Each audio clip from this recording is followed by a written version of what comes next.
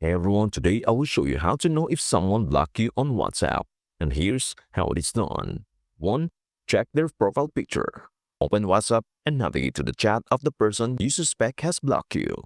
Tap their profile picture or name at the top. If their profile photo changes to a generic gray icon or disappears, it could mean you have been blocked. 2. Check message delivery. Send a message in the chat, such as Hi. WhatsApp uses check marks to indicate delivery status. Once checkmark, message sent but not delivered. Two checkmarks, message delivered. If you only see one checkmark for an extended period, it could mean they have blocked you. 3. Try adding them to a group.